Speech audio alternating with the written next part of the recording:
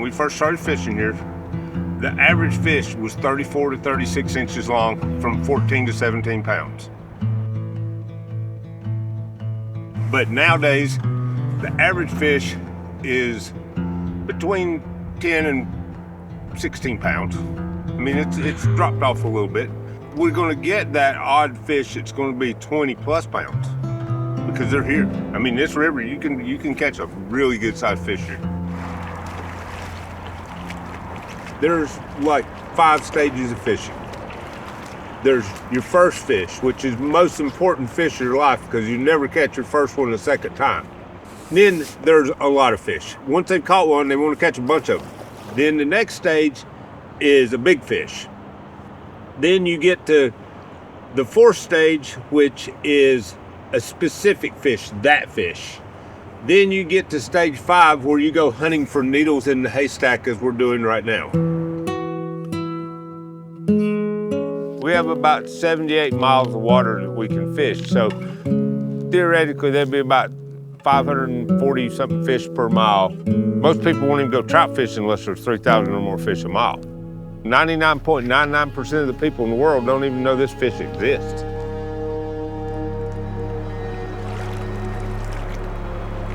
You tell people that there's 35, 40-inch steelhead in Idaho, and they laughed at us.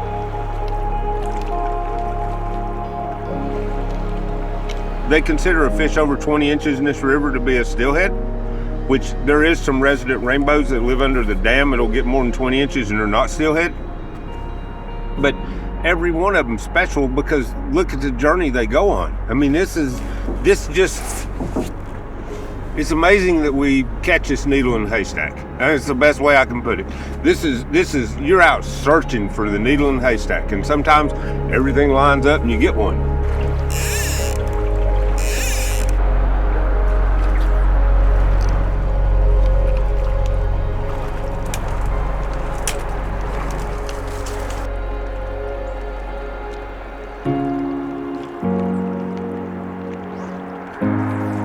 You work to get these fish. I mean, it's a job. I mean, it's like going to, like I started in that run over there. I made 100 casts. It took me about, over an hour and something to fish down through there. Every cast is like, this is the one, this is the one, this is the one, this is the one. I mean, all the way down through there, 100 casts. I felt like every single one of them could have caught a fish. But today, I didn't get one. I had a gentleman tell me, he just looks at me and he goes, son, this ain't steelhead water. And I went, I don't see him walking up the beach to avoid it. He hooked 2 and lost them both. A lot of them go home with their tail between their legs. The more I think I know about these fish, the less I actually feel like I do. You gotta want to do this. A few years ago, there was a thing, it was called 4 is enough. It's like, hey, if you catch 4 fish, call it a day. You've done great. 1's good. You get 1, it's awesome. Yeah, it's nice to get a couple, 3 fish on a day because you go fishless days. One of the guys in the comments and all this stuff chimed in. He goes, well, we're fishing so-and-so, and we got 16 in one day. And one of the guys came back with the best comeback question yet. He goes, what was number 11 like?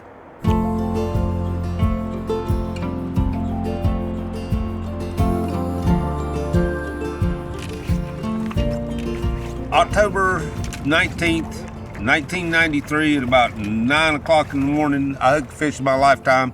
She was a 32-inch wild hen, and she kicked my ass for over an hour. And, I mean, it was cold. I was sweating. And I'll never forget nothing about that battle I had. And I've caught fish that were bigger than that by 10 inches. I've never had a fish that had that much heart. And I mean, 150 yards of backing out, and she's doing cartwheels, and I'm stressing I'm gonna lose this fish. And when I landed her and held her for a few seconds and got one little quick shot of her, and when I let that fish go, she blew water up over me and cartwheeled out of sight up the river. And me and my buddy Johnny Collins goes, "That's the one we want more of." I can visualize that, every bit of it. We'd been spey fishing for a few years before that, but kind of had the program down pat pretty good and stuff, and it's just like, I can remember that so well.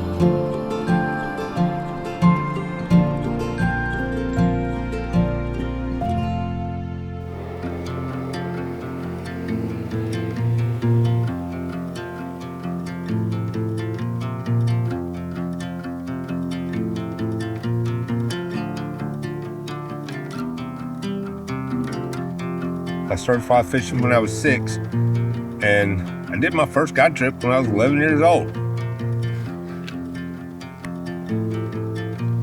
Every time I come out here, I learn something new. We're stepping our game up.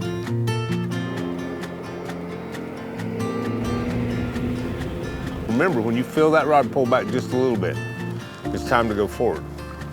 Now go forward. See the difference? Mm-hmm. We start with learning the basic casts, moving into being proficient at the basic casts. And then we start worrying about your technique of fishing, how to mend, how to set up your, what to look for. Everybody goes away with a different piece of something you showed them that makes their puzzle come together. Oh man, that was it. That was good. Yeah. Some people pick up on it in a few minutes and we progress during the day. And some people, it takes a little while, Some days I come out here and I try to do this, and then I struggle trying to figure out what it is that I'm doing wrong.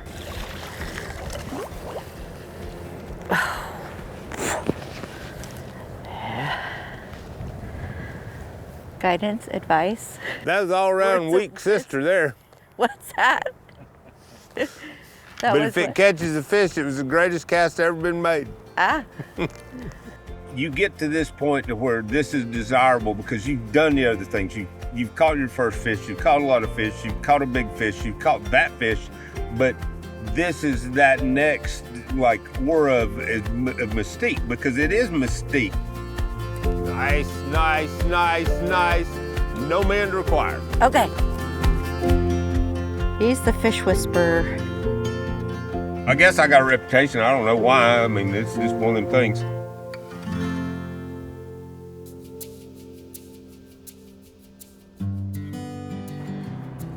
I got a lot of guys that don't need to be guided because they've been here. I mean, I've guided guys here for 20 plus years that really don't need a guide, but they come guide every year, and they go fish on their own some too. They come and stay a few days, a while and go fish on their own.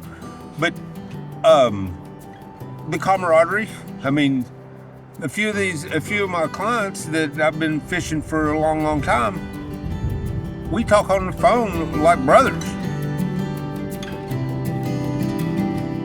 When I start a guide trip out, I'll lay flies out and I have my clients pick them. And they're like, no, you pick me one. And it's like, if I pick it, you're gonna second guess me all day long. If you pick it, then you believe in it, because if it catches your eye, you'll be more out to fish it with confidence than it's like, my guide picked the wrong fly. I can't believe my guide picked that fly for me. I didn't get a fish all day. I mean, and I do pick a fly sometimes for the guys. I mean, there's a lot of them. It's just like, it's not the most important part of the sequence. The most important part of the sequence is keeping it in the water wet, because you can't catch them any other way. Right on. All right, let her go there, John. Turn her out to the outside right here. Oh, she's gonna go between your legs? Yes, she did. And she's out of here. Yes! Good job, buddy. Let him go.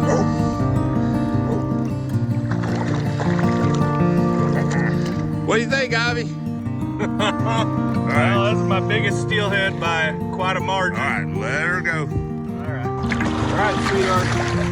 Thanks for the fun. And everybody's like, well, why do you guys let them go? Because they're worth more to us as a sport than they're worth to take out. I'm all catch and release. They get eradicated and the numbers get lower as the time goes by.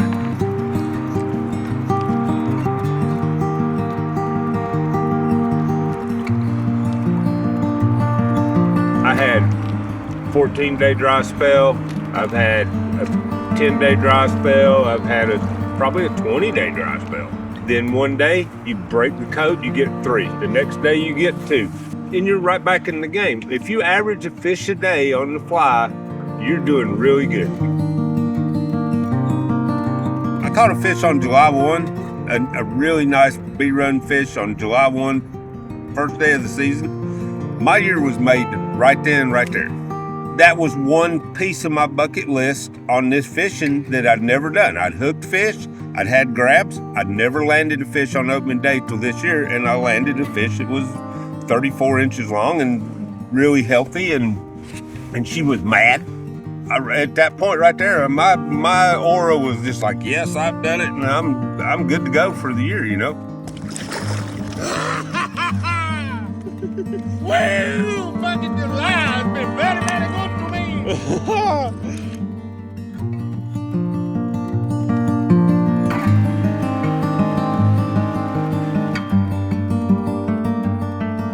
It's easy to get entranced in this.